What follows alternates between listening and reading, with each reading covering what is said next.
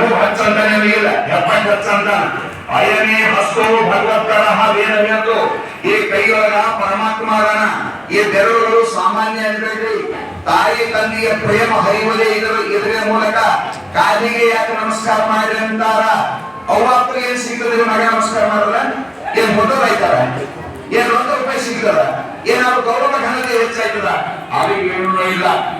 ತಾಯಿ ತಂದೆಯ ಮುಳಿಯೊಳಗಿದ್ದಿರ್ತಕ್ಕಂಥ ತಪಸ್ಸು ಅವ್ರ ವಿನಯಾದ ಗುಣಗಳು ಹೆಬ್ಬಟ್ಟಿನ ಮೂಲಕ ಹರಿತಾವ. ಅದರ ಸಲುವಾಗಿ ನಮ್ಮ ಗುರು ಸಂಪ್ರದಾಯದೊಳಗೆ ಪಾದೋದಕ ಅಂತ ಮಾಡಿದಾರ.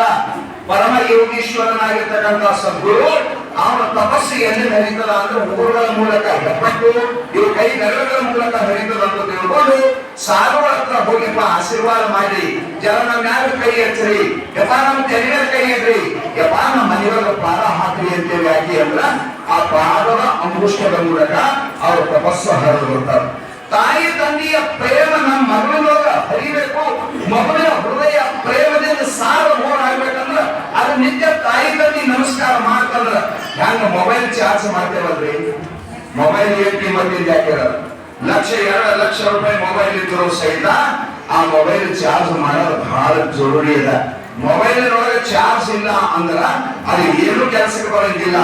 ಆಗ ತಾಯಿ ತಂದೆ ಪಾದಕ್ಕೆ ನಮಸ್ಕಾರ ಮಾಡಿದ್ರ ಹೃದಯ ಚಾರ್ಜ್ ಆಗ್ತದ, ಹೃದಯದೊಳಗೆ ಪ್ರೇಮ ತುಂಬದ, ಪ್ರೇಮದಿಂದ ಹೃದಯ ಸಾರ ಹೋಗಾಗ್ತದ.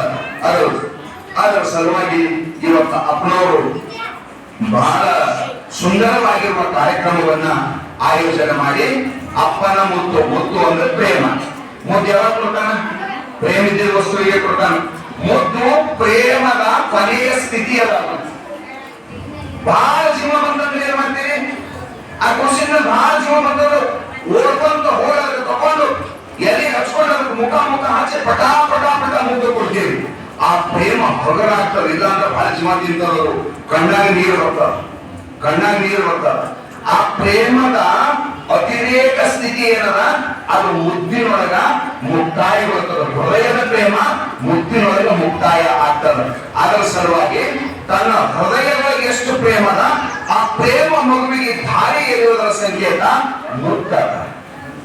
ಅದು ಹೊಟ್ಟೆ ತುಂಬಿಸುವುದರಂತ ಆ ಮಾತು ತುತ್ತದ. ತುತ್ತಿನಿಂದ ಹೊಟ್ಟೆ ತುಂಬದ, ಮುದ್ದಿನಿಂದ ನತ್ತಿ ತುಂಬದ. ಅದಕ್ಕೆ ಹಿಂದಕ್ಕೆ ಹಿರಿಯರು ಮೂಗಿಗೆ ಮೂಗು ಹಚ್ಚಿ, ತೆನೆಗೆ ಮೂಗು ಹಚ್ಚಿ ವಾಸನೆ ನೋಡ್ತಿದ್ರು. ಇದು ಒಂದು ಪರಂಪರೆ ಅದ. ನೀವು ಪುರಾಣಗಳು ಓದಿದ್ರು ಗೊತ್ತಾಯ್ತದೆ, ಎಲ್ಲಾ ಕಡೆ ಗೊತ್ತಾಗಂಗಿಲ್ಲ.